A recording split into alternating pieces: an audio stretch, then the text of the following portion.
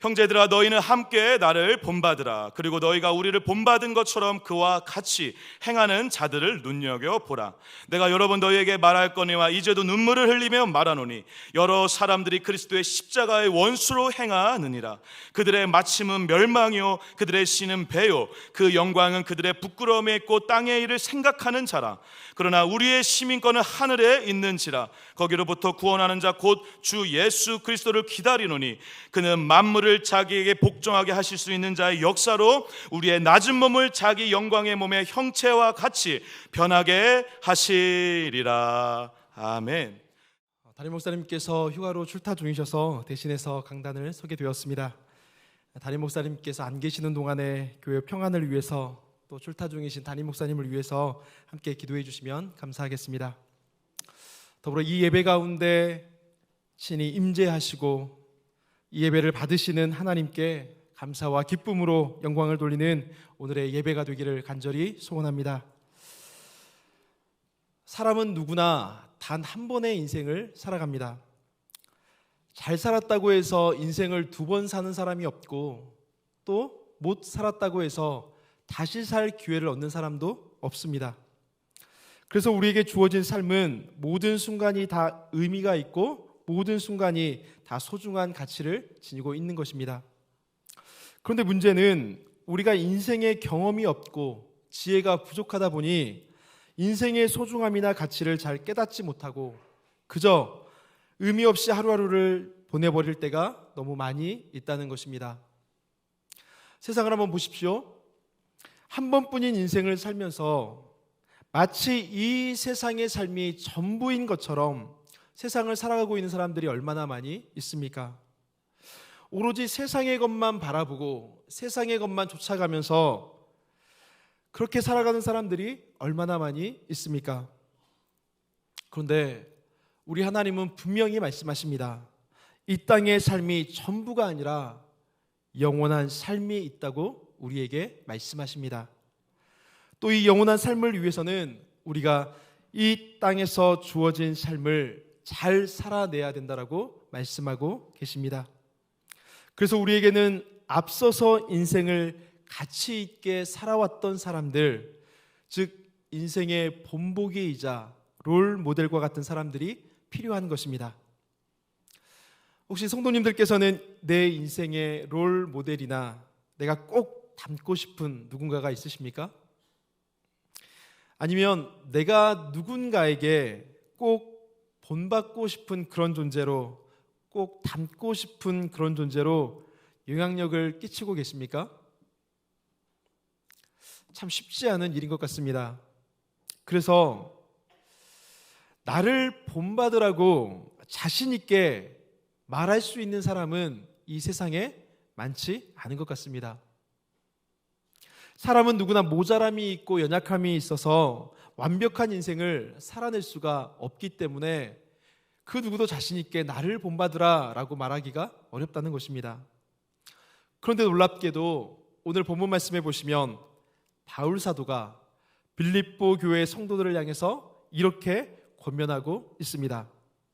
형제들아, 너희는 함께 나를 본받으라. 너희가 나를 본받는 자들이 되라는 것입니다. 생각해 보십시오. 바울 사도가 사도쯤 되니까 자만해서 자기는 완벽한 인생을 살았다고 뽐내려고 이런 말을 했겠습니까? 그렇지 않습니다. 바울 사도가 나를 본받으라고 한 것은 나의 업적이나 나의 수고 이런 것을 본받으라는 말이 아닙니다. 내가 수많은 어려움 속에서도 그리스도를 본받기 위해서 그토록 몸부림쳐 왔던 것처럼 너희도 나와 같이 또 너희 곁에 있는 신실한 믿음의 형제들과 같이 디보네다, 에바브로디도와 같은 그런 신실한 믿음의 형제들과 같이 그리스도를 본받기 위해서 힘쓰라는 것입니다. 결국은 바울 사도가 말하는 것은 자신을 본받으라고 말하는 그것이 예수 그리스도를 본받으라는 말인 것입니다. 그렇다면 바울이 왜 나를 본받으라 이렇게 말하고 있는 걸까요? 그 당시에 잘못된 본을 따라가고 있는 사람들이 굉장히 많았기 때문에 그렇습니다. 이 당시에 많은 사람들이 복음을 듣고 예수님께로 나아왔습니다. 그런데 나중에는 십자가의 복음을 다 내던져 버리고 자기의 유익을 위해서 또 잘못된 진리를 좇아서 그렇게 살아갔던 사람들이 많이 있었습니다. 지금도 마찬가지 아닙니까? 이렇게 사는 것이 잘 사는 것이고 또 이렇게 믿는 것이 잘 믿는 것입니다. 이렇게 교묘한 말로 우리를 속이려고 하고 교묘한 말로 우리에게 사기를 치려고 하는 그런 사람들이 얼마나 많이 있습니까? 구원의 진리가 아닌 것을 마치 그것이 구원의 진리인 것처럼 포장해서 우리에게 미혹하고 다가오는 사람들이 얼마나 많이 있습니까? 그래서 우리가 지혜롭게 분별을 해야 되는 것이고 또 정말 본받아야 할 것을 찾아서 본받아야 한다는 것입니다. 바울 사도는 예수님의 십자가 복음을 다 내던져 버리고 죄악의 길로 가는 사람들을 향해서 눈물을 흘리고 있습니다. 그들을 향해서 여러 번 말을 해왔지만 그들이 달라지지 않는 모습들을 보면서 바울 사도는 눈물을 흘리고 있는 것입니다. 십자가를 사랑하고 십자가를 붙잡았던 수많은 사람들이 이제는 그 십자가에서 돌아서서 십자가의 원수로 행하는 모습을 보면서 진짜 안타까운 마음, 그 마음을 금할 수가 없어서 바울 사도가 눈물을 흘리기까지 하고 있는 것입니다. 그러면서 19절 말씀해 보시면 그들의 마침은 멸망이요 그들의 신은 배요 그 영광은 그들의 부끄러움에 있고 땅의 일을 생각하는 자라 라고 말하고 있습니다. 이것이 무슨 뜻이겠습니까? 너희가 유일한 구원의 길이요 참된 부요이신 예수 그리스도를 버리고 헛된 것으로 너희의 신을 삼고 헛된 영광을 구하면 반드시 멸망의 길로 가게 된다는 것을 엄중하게 경고하고 있는 것입니다. 그러면서 그러니까 십자가의 원수들의 마침은 멸망이다라고 말하고 있는데 왜 십자가의 원수로 행하는 것이 그들의 마침이 멸망이겠습니까? 예수님을 떠난 인생, 십자가를 떠난 인생이 무슨 수로 구원을 얻을 수가 있겠습니까? 예수님을 떠나고 십자가를 떠나서 무슨 수로 하나님 앞에 우리가 나아갈 수가 있겠습니까? 그래서 예수님을 떠난 인생은 멸망의 길로 갈 수밖에 없는 것입니다. 뿐만 아니죠. 두 번째, 그들 십자가의 원수들의 신은 배라고 말하고 있습니다. 그러니까 전능하신 하나님을 섬기지 않고 육체의 배, 육신의 욕심과 탐심을 신처럼 여기며 살아간다면 이것이 곧 십자가의 원수로 사는 것이라고 경고하고 있는 것입니다. 세 번째는 뭡니까? 그 영광은 그들의 부끄러움에 있다라고 말하고 있습니다.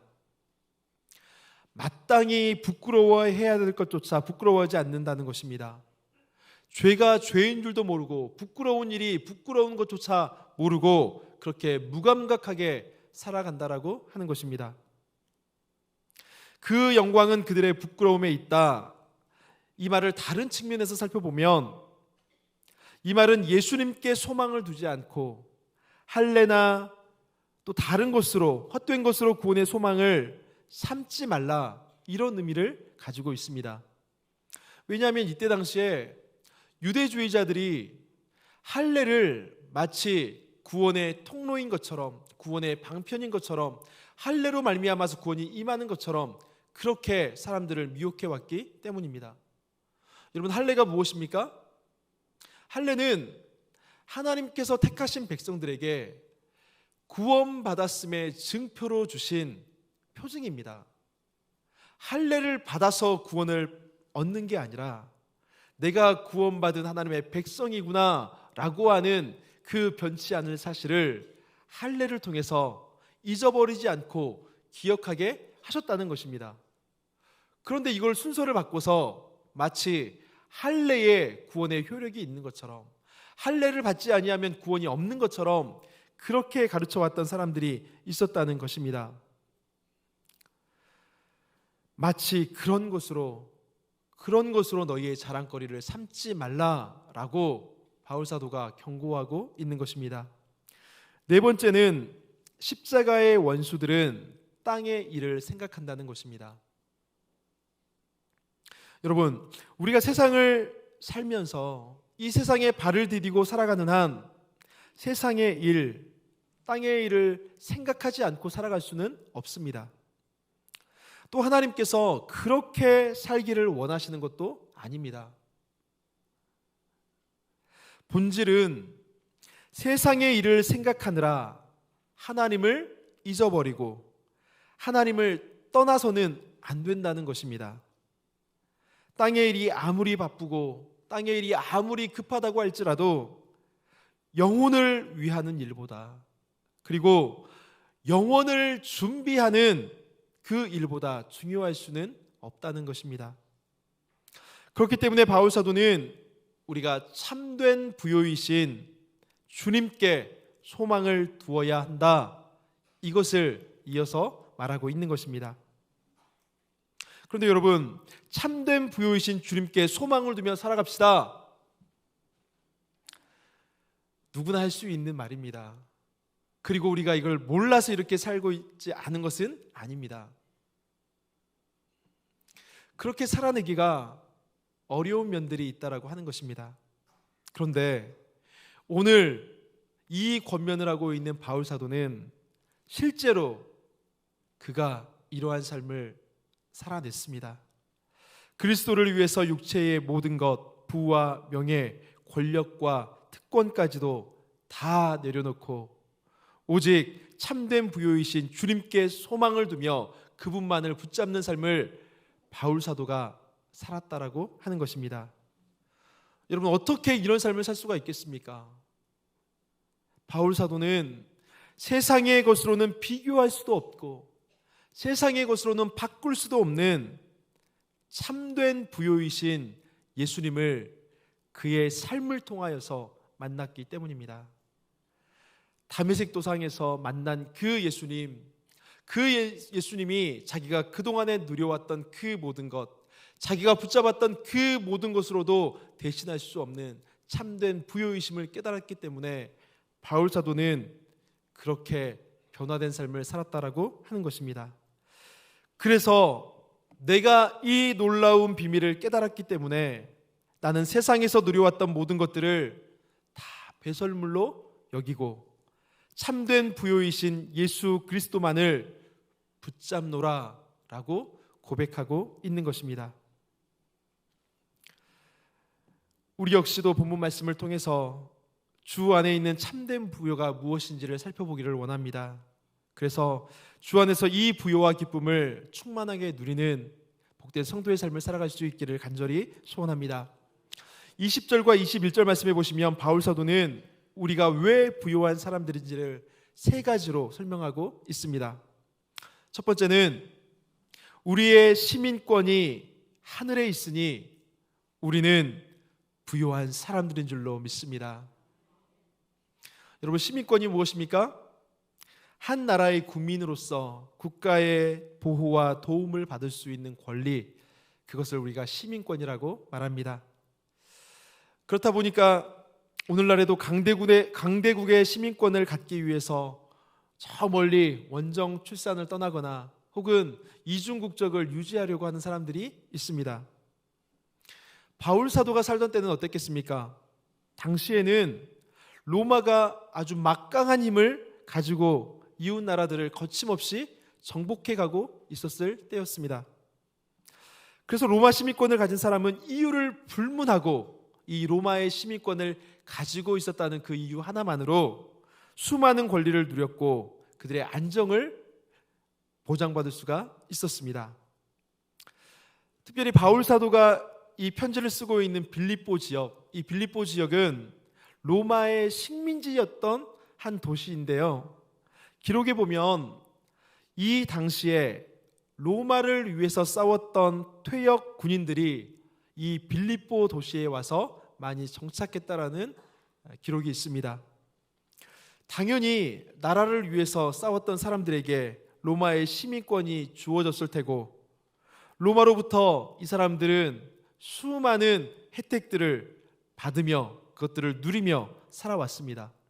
그러다 보니 빌립보 사람들은 자신들이 로마의 시민권자라고 하는 그 자부심이 굉장히 강했습니다.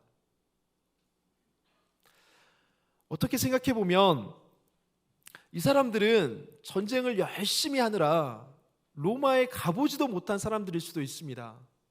그리고 자신들에게 시민권을 부여해 준 로마 황제를 만나본 적도 없었을 것입니다. 그런데 로마로부터 그렇게 멀리 떨어져 있는 곳까지 로마 시민권을 가지고 있다는 이유 하나만으로 엄청난 혜택과 특권을 누리며 살아갈 수 있다는 것, 그것이 그들에게는 굉장한 혜택이었고 굉장한 자부심이었을 수 있다는 것입니다. 로마의 시민권이 그렇게 로마와는 멀리 떨어져서 빌립보에서 살아가고 있는 많은 사람들에게 로마의 시민권이 대단한 특권으로 작용을 하고 있다면, 하물며 우리 하나님이 통치하시는 하나님 나라의 시민권은 이 땅을 살아가는 우리들에게 얼마나 큰 특권일지 생각해 보라는 것입니다. 그래서 바울 사도가 빌립보 성도들에게 하늘의 시민권에 대해서 이야기를 할 때 이 빌립보 성도들은 귀를 쫑긋하고 기울일 수밖에 없었다는 것입니다. 가끔 뉴스를 보다 보면 힘 있는 나라들이 위험에 처한 자기 국민들을 지켜내기 위해서 지구 반대편으로 군대를 보내기도 하고 또 협상팀을 보내기도 하고 구조선을 보내기도 하는 그런 일들을 심심치 않게 볼 수가 있습니다. 그리고 우리나라에서도 실제로 그러한 일들을 많이 하고 있습니다. 여러분, 왜 국가가 이런 일들을 하겠습니까? 국민을 지켜내기 위해서. 그 국민을 지켜내는 것이 바로 국가의 명예이기 때문에 그렇습니다. 사람이 다스리는 나라도 그 나라의 명예를 위해서 이런 일들을 하는데, 하물며 전능하신 하나님께서 하나님의 이름으로 다스리는 그 나라, 그 하나님 나라의 시민으로 이 땅을 살아가는 우리들에게 어찌 하나님이 무관심하실 수가 있겠냐는 것입니다. 여러분, 우리는 비록 이 땅에 발을 디디며 살아가고 있지만 하늘나라의 시민이요 하나님이 택하신 하나님의 백성들인 줄로 믿습니다. 우리가 지금은 비록 나그네와 같은 인생, 볼품없고 초라한 인생을 살고 있을 수도 있습니다. 그러나 우리의 본향은 저 하늘나라에 있다는 것을 기억하시기 바랍니다. 때로는 이 땅을 살아가는 동안에 하나님의 다스림이 나에게 전혀 미치고 있지 않은 것처럼 그렇게 괴로움이 많고 슬픔이 많은 인생을 살아갈 수도 있습니다. 전능하신 하나님이 나와는 전혀 관계가 없는 분처럼 그렇게 느껴지는 때가 있을 수도 있습니다. 그런데 하나님 나라의 왕으로 우리를 다스리고 계시는 그 하나님은 하나님 나라의 백성인 우리들을 눈동자와 같이 돌보고 계십니다. 날마다 우리를 사랑으로 인도하시고 보호하실 뿐만 아니라 날마다 우리에게 구원의 은혜를 베풀어 주십니다. 이 놀라운 특권을 누리며 살아가는 은혜가 있기를 간절히 소원합니다. 여러분, 로마의 시민권은 그것이 아무리 좋다 한들, 그것이 너무너무 좋다는 것은 다 알고 있는데 그 시민권을 가질 수 있는 사람들이 정해져 있었습니다. 아무나 가질 수가 없었다는 것입니다. 여자들에게는 로마의 시민권이 아예 주어지지 않았다는 기록이 있습니다. 그리고 남자들 중에서도 노예와 같은 신분을 가졌던 사람들, 이런 사람들은 로마를 위해서 수년 동안 수십 년을 일해야 겨우 그 대가로 시민권을 받을 수가 있었습니다. 그런데 여러분, 하늘나라의 시민인 여러분, 우리는 아무런 자격도 없고 한 것도 없지만 하나님께서 우리를 하나님 나라의 백성으로 삼아 주셨습니다. 뿐만 아니라 영원한 본향 천국을 우리에게 약속해 주셨습니다. 이것이 우리에게 베풀어 주시는 하나님의 은혜인 것입니다. 우리가 이것을 확신한다면 우리는 이 땅의 부요만을 쫓아가지 않고 이 땅의 부요가 전부인 것처럼 생각하지 않고 하늘의 부요를 소망하며 살아가게 될 줄로 믿습니다. 이 땅에서 찾아오는 환난과 근심조차 천국의 소망으로, 하나님 나라의 소망으로 넉넉히 이겨낼 힘이 될 수 있다는 것입니다. 우리 모두가 하늘의 시민권을 가진 하나님 나라의 백성임을 기억하고 하나님의 다스림 속에서 하늘의 부요를 누리며 살아가는 은혜가 있기를 간절히 소원합니다. 더불어서 우리가 꼭 기억해야 될 것이 있습니다. 내가 하나님 나라의 시민권자구나. 그렇다라고 한다 그러면 우리가 매일매일 하나님 나라의 백성다운 삶으로 우리의 왕 되신 하나님의 이름을 드높일 뿐만 아니라 하나님께 기쁨이 되고 하나님께 영광이 되는 그러한 삶을 살아야 한다고 하는 것입니다. 두 번째, 우리가 부요한 사람들인 이유는 우리의 구원자 주 예수 그리스도께서 다시 오실 것이기 때문에 우리는 부요한 사람들인 줄로 믿습니다. 여러분, 주께서 우리에게 주시는 이 약속의 말씀이 믿어지십니까? 이 약속을 기다리며 살아가고 계십니까? 잘 아시는 것처럼 빌립보서는 기쁨의 서신이라고 하는 별칭을 가지고 있습니다. 그런데 사실 이 당시의 빌립보 교회의 형편은 그렇게 녹록하지가 않았습니다. 큰 흉년이 들어서 많은 사람들이 굶주림에 시달려야 됐고 또 교회 안에 유대주의자들의 침투에 들어와서 복음을 반대하고 교회를 심각하게 어지럽히고 있었습니다. 뿐만 아니라 로마의 핍박도 계속해서 이어지고 있었습니다. 눈물 나는 일이 얼마나 많고 속상한 일들이 얼마나 많이 있었겠습니까? 그럼에도 불구하고 초대교회 성도들은 우리의 구원자 주 예수 그리스도께서 다시 오실 것을 믿고 그 모든 고난을 이겨냈습니다. 사랑하는 성도 여러분, 우리가 믿고 있는 예수님이 어떤 분이십니까? 우리가 구원자로 고백하고 있는 그 예수님이 어떤 분이십니까? 우리가 믿는 예수님은 어둠에 있던 비참한 인생들을 위로하시고 참 빛과 소망이 되어주신 분이십니다. 우리의 허물과 죄를 대신에 지시고 십자가에 달려서 돌아가셔서 그럼으로써 우리의 구원자가 되어주신 분이십니다. 이 예수님께서 속히 오시겠다, 다시 우리에게로 오시겠다라고 약속해 주셨으니 이 약속은 반드시 때가 되면 성취될 줄로 믿습니다. 그리고 주님이 재림하시는 그날이 오면 우리 모두는 다 하나님의 심판대 앞에 서게 될 줄로 믿습니다. 심판하시는 하나님 앞에서 우리의 모든 행위가 낱낱이 드러날 그때가 있다라고 성경이 말씀하고 있습니다. 이 세상이 영원할 것 같지만 그렇지 않다는 것입니다. 얼마나 두려운 말입니까? 그래서 세상 사람들은 이 날을 가장 두려워하고 이 날을 무서워합니다. 하지만 우리는 두려워할 필요가 없습니다. 우리의 의가 되시고 우리의 구원이 되시는 예수님께서 그날에 우리를 중보해 주실 것이기 때문입니다.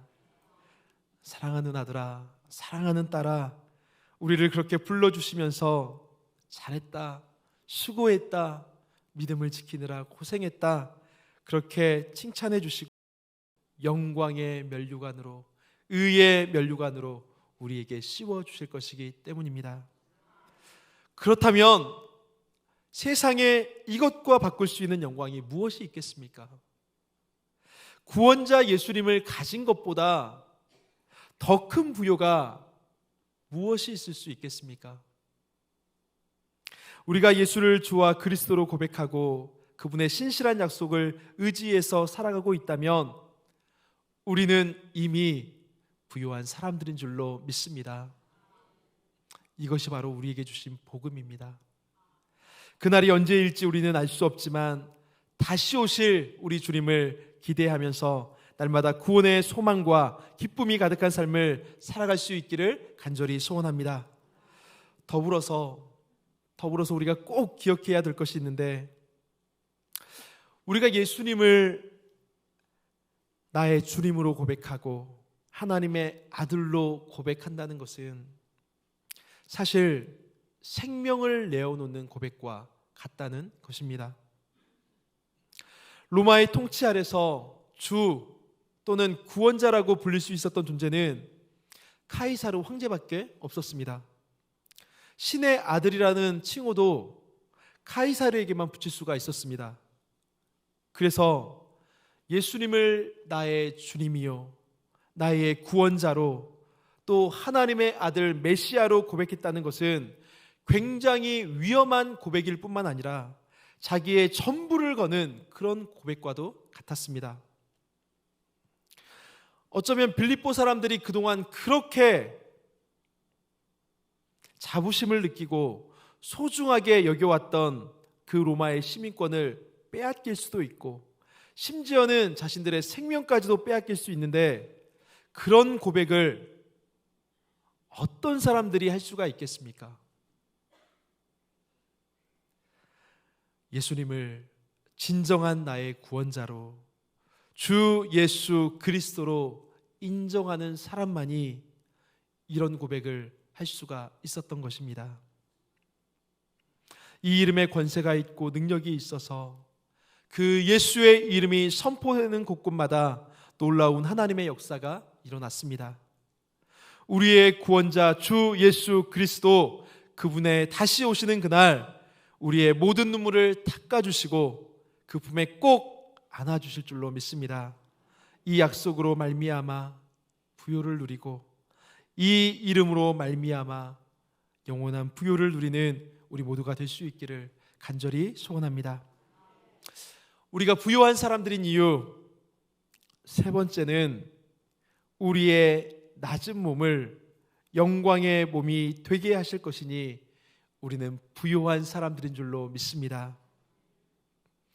여러분, 이 약속을 믿으십니까? 이 약속이 우리에게 성취될 약속이라는 것을 믿으십니까? 이것이 바로 우리에게 주신 복음입니다. 세상 사람들이 비웃을지 모르지만 우리는 이 약속을 붙잡고 이 약속으로 우리에게 주신 비밀을 우리가 날마다 맛보며 살아가는 사람들인 것입니다. 우리의 낮은 몸을 어느 누가 영광의 몸이 되게 하실 수가 있겠습니까? 이 일을 할 수 있는 분은 만물을 자기에게 복종하게 하실 수 있는 한 분, 하나님 뿐인 줄로 믿습니다. 만물을 지으시고 만물을 다스리시는 하나님께서, 우리의 육신을 지으신 그 하나님께서 우리의 낮은 몸을 영광의 몸이 되게 하실 것이니 우리는 주 안에서 부요한 사람들이라는 것을 기억해야 한다는 것입니다. 여기서 낮은 몸이라는 것은 비천하다라는 것을 말합니다. 우리의 몸은 죄에 쉽게 넘어지고 슬픔과 고통이 가득하고 죽을 수밖에 없는 연약한 몸이라는 것입니다. 지금은 비록 연약하고 비천한 육체의 장막을 의지해서 살아가고 있을지라도 주께서 다시 오시는 그날에 우리 모두는 영광의 몸으로 새롭게 변화될 줄로 믿습니다. 혹여라도 육체의 연약함이나 질병 때문에 힘들어하고 계시는 성도님들이 계십니까? 또는 죄의 유혹을 물리치지 못하고 자꾸만 반복해서 넘어지는 그런 죄 때문에 하나님 앞에 나아가기도 힘들고 하나님 앞에 마음 아파하시는 분들이 계십니까? 힘들고 어렵지만 또 우리의 지혜로 다 헤아릴 수 없고 다 이해가 되지 않을 수도 있지만 우리에게 주신 연약함 때문에 우리가 더욱 주님을 의지하고 주님을 붙들 수 있게 되었다면 이것조차도 어쩌면 우리는 은혜라고 고백할 수밖에 없는 것입니다. 우리 주님께서 우리의 연약함을 그 누구보다도 잘 알고 계십니다. 그러니 부활의 소망 되신 주님을 붙잡고 주께서 베풀어 주실 긍휼을 구해 보시기 바랍니다. 나의 연약함 때문에 절망하지 말고 연약함 속에 심어두신 하나님의 크고도 깊은 뜻을 구하면서 하나님의 긍휼을 구해 보시기 바랍니다. 주께서 우리의 비천한 몸을 온전케 해 주시고 마침내는 영광의 몸으로 변화시켜 주실 줄로 믿습니다.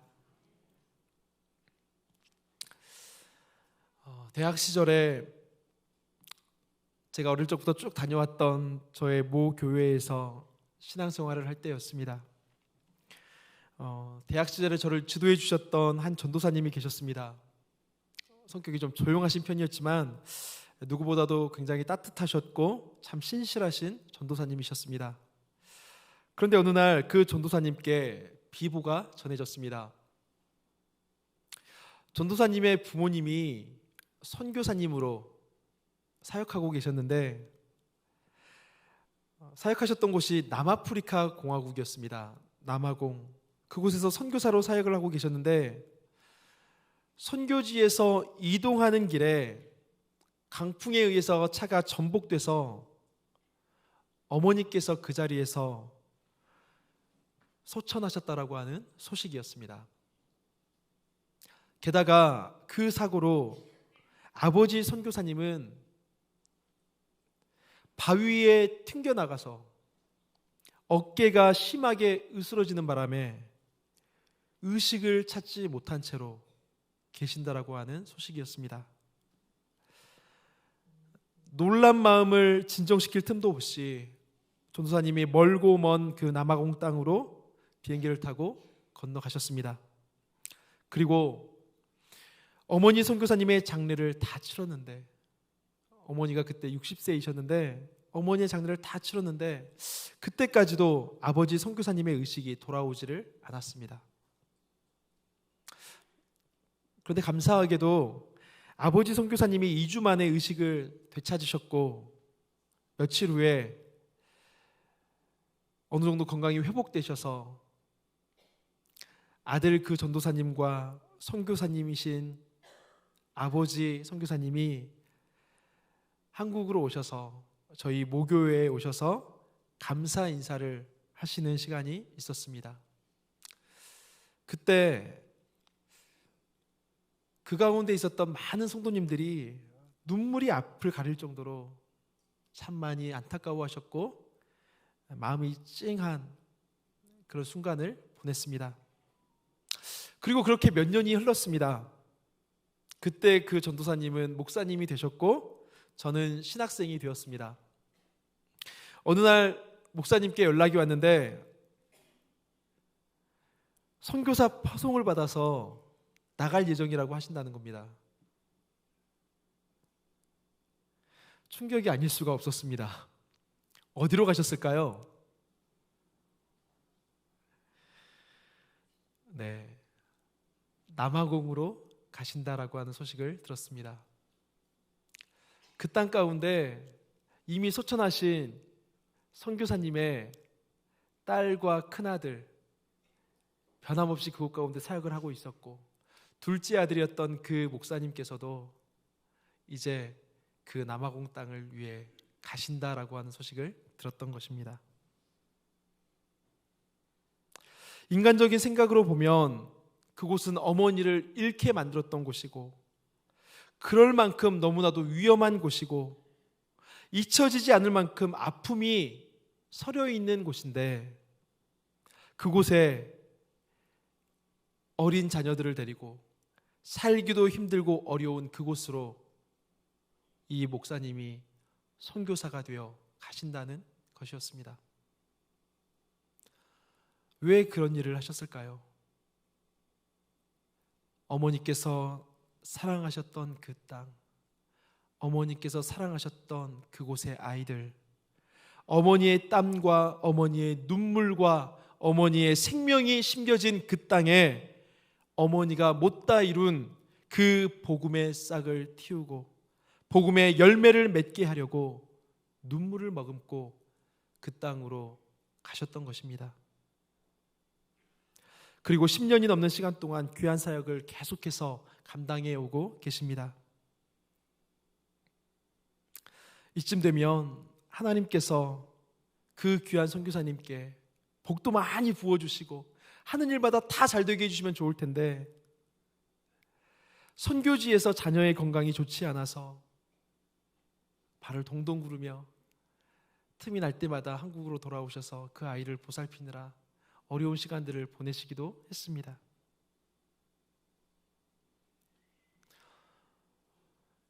누군가에게는 이해가 되지 않을 수 있고 누군가에게는 그러한 삶이 어리석어 보일 수도 있을 것입니다. 왜 그렇게 살아야 되는데?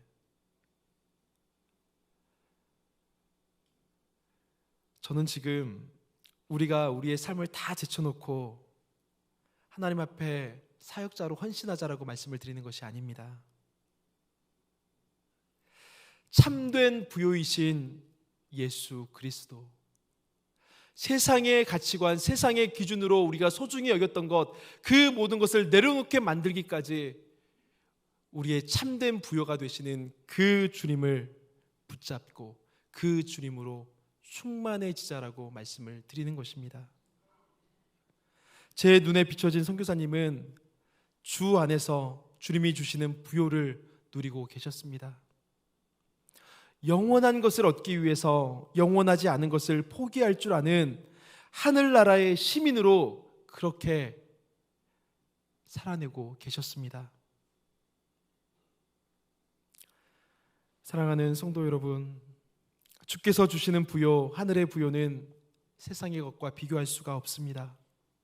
그런데도 세상의 부요를 쫓아가느라 우리는 너무나도 쉽게 주 안에 있는 그 부요를 잊어버립니다. 인생의 소망이 사라지고 슬픔과 괴로움이 닥쳐올 때 꼭 기억하셨으면 좋겠습니다. 우리의 시민권이 하늘에 있으니 나는 부요한 자로구나. 우리의 구원자 주 예수 그리스도께서 다시 오실 것이니 나는 부요한 자로구나. 우리의 낮은 몸을 주께서 영광의 몸이 되게 하실 것이니 나는 부요한 자로구나. 이러한 우리에게 바울 사도가 4장 1절에서 어떻게 권면하고 있습니까? 그러므로 나의 사랑하고 사모하는 형제들, 나의 기쁨이요 면류가 아닌 사랑하는 자들아, 이와 같이 주 안에 서라, 주 안에 서라라고 권면하고 있는 것입니다. 어떠한 상황 가운데서도 요동하지 않고 우리의 참된 부요이신 그 주님으로 충만하여서 그 주님 안에서 흔들림 없는 반석 위에 굳게 서라라고 권면하고 있는 것입니다. 우리의 본향은 이 땅이 아니요 하나님이 예비하신 천국이라는 것을 꼭 기억하시고 주님 앞에 서는 그날까지 참된 부요이신 주님만을 굳게 붙잡고 믿음의 반석 위에 굳게 서서 살아가시는 모든 성도님들 되시기를 간절히 소원합니다. 우리 말씀을 기억하면서 우리의 참된 부요가 되시는 주님을 찬양했으면 좋겠습니다.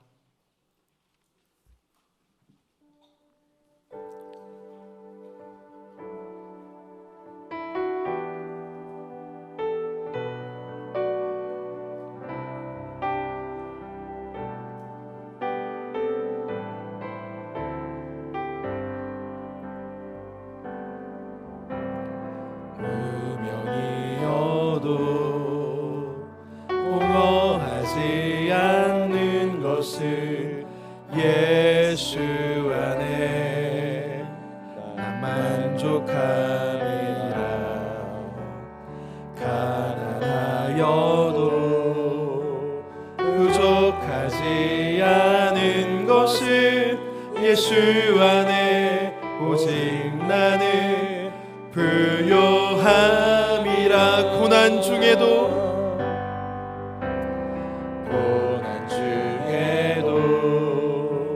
견뎌낼 수 있는 것을 주의 계획 믿기 때문이라. 실패하여도 일어설 수 있는 것을 예수 안에 오직 나는 승리함이라.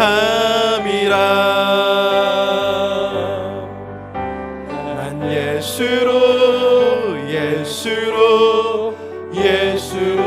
충만하네. 난 예수로 충만하네. 난 예수로 충만하네. 영원한 왕 내 안에 살아계시네. 내 몸이 약해도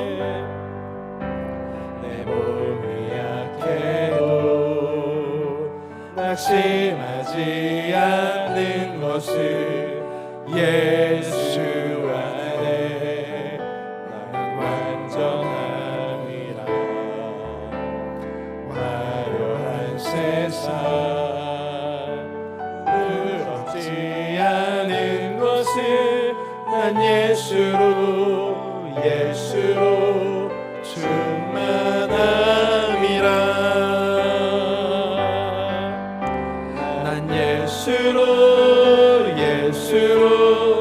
예수로 충만하네. 세상 모든 것들도 부럽지 않네. 난 예수로 충만하네. 영원한 왕 내 안에 살아계시네. 난 예수로 충만합니다.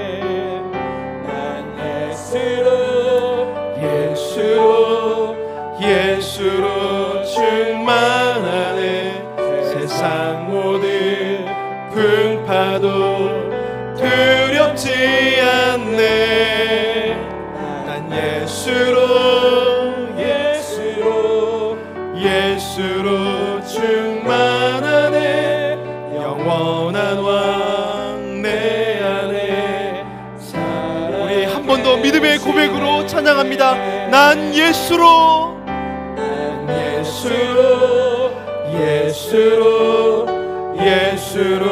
충만하네. 세상 모든 것들도 부럽지 않네. 난 예수로 충만하네. 영원한 왕 내 안에 살아계. 난 예수로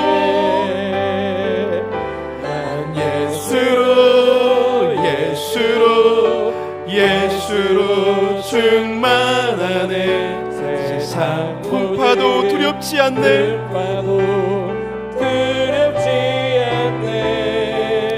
난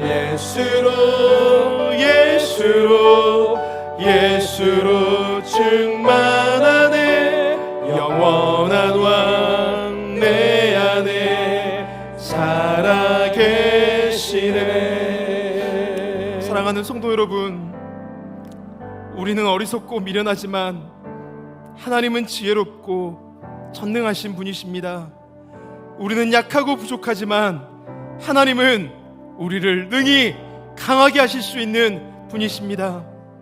주께서 우리를 당신의 백성 삼아 주셨사오니 날마다 사랑으로 품어주시고 능력으로 붙들어 주실 줄로 믿습니다. 하나님, 우리가 이 땅에서는 보잘것이 없고 초라할지라도 나의 시민권이 하늘에 있으니 나는 부요한 사람입니다. 내 손에 가진 것이 많지 않지만 구원자 예수 그리스도를 가졌으니 나는 부요한 사람입니다. 연약한 육신 속에 살아가고 있지만 나의 낮은 몸을 주께서 영광의 몸이 되게 하실 것이니 나는 부요한 사람입니다. 우리 이런 고백으로 우리의 구원자 되신 구주 예수의 이름을 부르며 함께 동성으로 기도하겠습니다. 주여, 하나님 아버지, 연약한 우리 인생들을 불쌍히 여겨주셔서 하나님 예수로 충만한 삶이 되게 하여 주시옵소서. 예수로 충만한 삶이 되게 하여 주시옵소서. 하나님, 세상의 것에 우리의 마음을 빼앗겨 주님을 잃어버리지 않게 하여 주시고, 하나님 아버지, 세상의 것을 쫓아가느라 주님과 멀어지지 않게 하여 주시옵소서. 주님, 우리의 교만한 마음을, 우리의 죄악된 마음을 돌이켜 주셔서 하나님, 주 안에 누리는 기쁨, 주님 안에 누리는 그 부요를 충만하게 누리는 우리의 삶이 될 수 있도록 주여 은혜를 더하여 주시옵소서. 하나님, 육신이 연약하고 가진 것이 없어 곤고하고 하나님 아버지의 삶이 교단하여 눈물을 흘려 아파하는 자들에게 주님 찾아가 주셔서 위로하여 주시고, 하나님 새 힘을 더하여 주시고 주의 능력으로 주의 권세로 일으켜 세워주시는 은혜가 있게 하여 주시옵소서. 하나님 아버지, 우리를 불쌍히 여기시며 주의 사랑 도하여 주시옵소서. 은혜를 더하여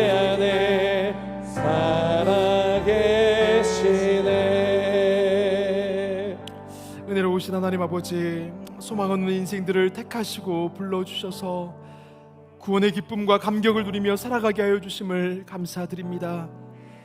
때로는 질그릇 같은 나의 연약함에 낙심하고 절망할 때가 많지만 우리의 보배가 되시고 우리의 참된 부요가 되신 주님 안에서 하늘의 위로를 누리고 하늘의 평강을 누리는 우리 모두가 되게 하여 주시옵소서.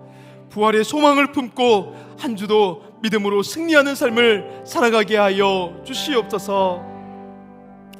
이제는 죄인들을 구원하신 예수 그리스도의 은혜와 우리를 하늘 백성으로 삼으신 하나님 아버지의 신실하신 사랑하심과 성령님의 교통으로 충만하신 은혜의 역사가 인생의 모든 고난과 아픔과 두려움 속에서도 구원의 참된 부요가 되시는 주님을 붙잡고 주 품 안에서 하늘의 위로와 소망을 누리며 살아가기로 소원하는 주의 백성들 위해, 주의 몸된 교회와 이 나라 이 민족 위에 이제로부터 영원토록 함께 있을지어다.